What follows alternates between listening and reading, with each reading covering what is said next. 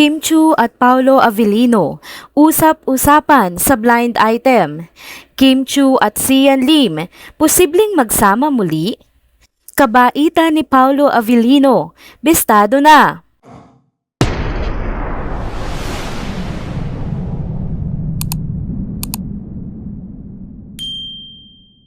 Hello mga ka-trenders! Welcome back muli sa ating channel. Kung bago pa lamang kayo dito, huwag nang kalimutang mag-like, mag-subscribe at i-hit na din ang bell notification para lagi kayong updated sa mga balitang trending at napapanahon. Nag-post nga ang isang user sa X tungkol sa blind item na may kaugnayan kina Kim Chu at Paolo Avellino na sinasabing nagtatago ng kanilang relasyon. Maraming espekulasyon ang lumalabas ngunit wala pang opisyal na kumpirmasyon mula sa dalawang aktor. Samantala, inaasahang magkikita muli sina Kim Chu at Sian Lim sa GMA Gala Night. Sa kabila nga ng issue at intriga, maraming mga fans pa din ang nasasabik sa posibilidad na magkasama muli ang dating magkasintahan na ito. Isa pa sa mga trending sa social media ang mga kwento ng kabutihan ni Paolo Avellino, kabilang na ang mga pagtulong na ginawa niya sa kaibigan noong pandemya. Marami mga posts sa social media ang nagpupuri sa kanya na nagpakita ng kanyang kabaitan at pagiging mapagkalinga. Tara, pag-usapan natin lahat ng ito. Nag-post nga sa X ang isang user na may pangalan na @altinday tungkol sa isang blind item na may konteksto na ang dalawang tao raw ay nagtatago ng kanilang relasyon sa publiko. Narito nga ang nilalaman ng nasabing post.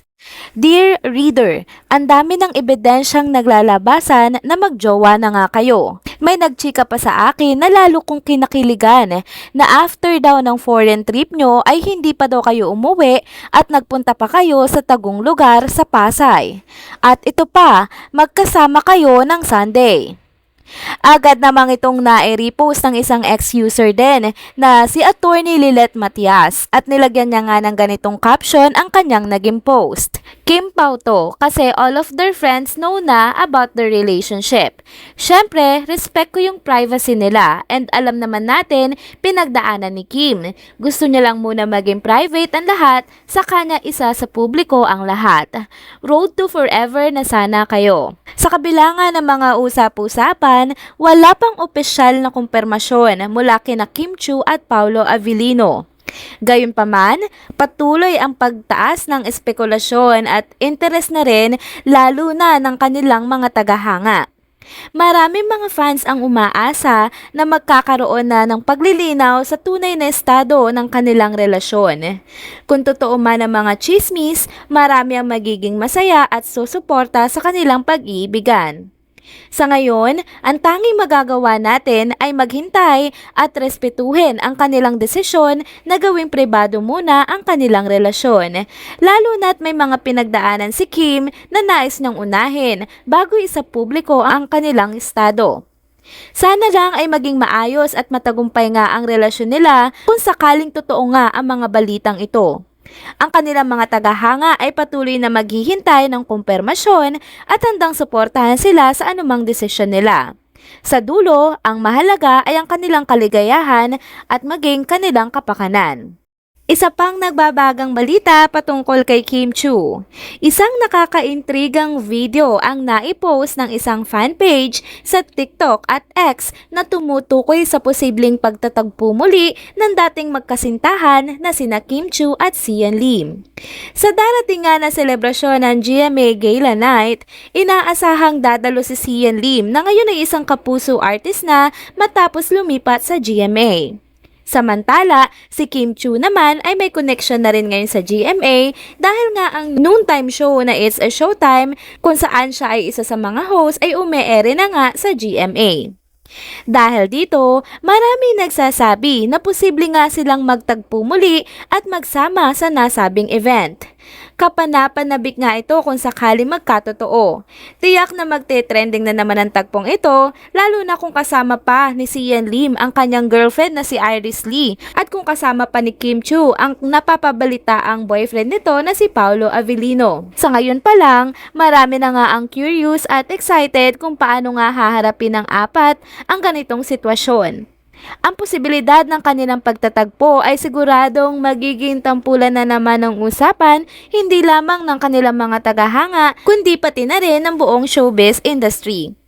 Ang mga kaganapang ito ay tiyak na maghahatid ng kilig at intriga sa mga manonood, lalo na't kilala ang mga personalidad na ito sa kanilang mga nakaraang proyekto at relasyon. Bukod pa rito, ang GMA Gala Night naman ay isang malaking event na inaabangan nga ng marami kaya siguradong maraming mata ang nakatutok sa bawat kilos at galaw ng mga stars na a-attend dito. Ang mga tagahanga ni Kim at Sian pati na rin ni Paolo ay mag-aabang ng mga eksena at maaaring mag-trending pa ang bawat update ng eksenang ito sa social media. Sa huli, kung magkakaroon nga ng pagtatagpo, sana'y maging maayos at maganda ang pakikitungo ng bawat isa sa isa't isa. Ang mahalaga ay ang respeto at pagkakaunawaan sa pagitan nilang apat, anuman ang kanilang mga pinagdaanan at kasalukuyang estado ng buhay nila. Ang GMA Gala Night naman ay hindi lamang selebrasyon ng talento at kasikatan, kundi pati na rin ng pagkakaibigan at pagkakaisa sa industriya. Ang huling update naman natin sa video na ito ay patungkol sa mga nagsusulputang balita na nagpapakita kung gaano nga kabuting tao at matulungin ni Paolo Avellino. Una nang lumabas ang video ng aktor at komedyante na si Janus Del Prado kung saan ikwinento niya kung paano siya tinulungan ni Paolo noong panahon ng pandemya. Ayon kay Janus, kahit hindi siya humingi ng tulong sa kaibigan niya, kusa raw nag-abot si Paolo ng tulong sa kanya at sa kanyang pamilya nung nag-lockdown dahil sa pandemya. Kung hindi nga ako nagkakamali mga ka-trenders, isa sa mga anak ni Janus ay inaanak ni Paolo. At isang araw, tumawag na lang daw si Paolo at sinabihan siya na magla-lockdown na naman daw. Kaya nagpadala daw si Paolo ng pang-grocery sa bank account ni Janus para hindi magutom ang kanyang pamilya sa gitna nga ng lockdown. Lumabas din ang isang video ng isang lalaki na nakapost sa isang fan page ng Kim Pao sa Facebook kung saan ikwinento niya kung paano niya nadiskubre din ang kabutihan ng puso ni Paolo Avellino. Ayon daw sa kanyang reliable sources, napakaraming tao raw ang natulungan ni Paolo noong nakaraang Independence Day at mahigpit na ipinagbawal daw ng aktor na i-publish ang pagtulong niyang ito.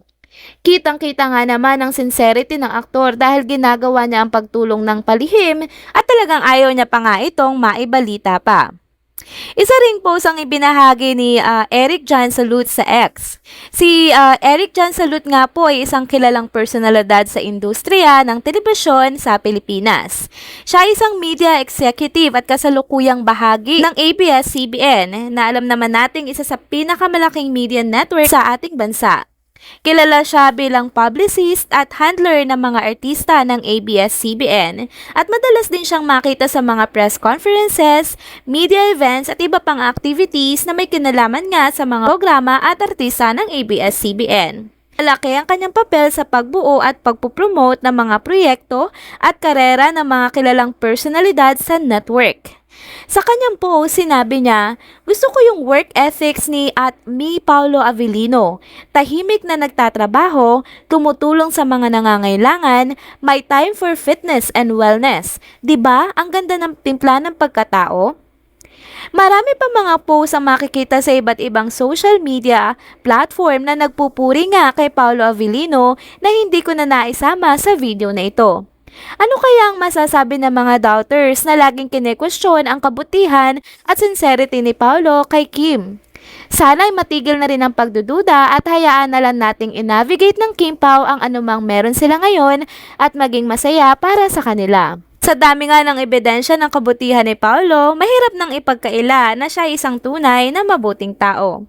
Ang mga kwentong ito ay patunay na hindi lang siya magaling na aktor, kundi isa rin siyang maalaga at maalalahaning kaibigan.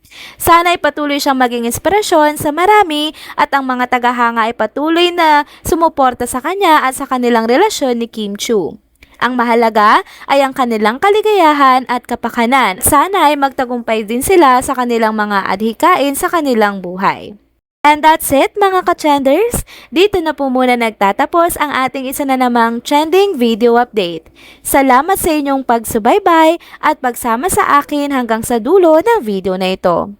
Pero bago kayo umalis, please huwag niyo pong kalimutang mag-like, mag-subscribe at i-hit na din ang bell notification para lagi kayong updated sa mga balitang trending at napapanahon. See you on my next one. Paalam!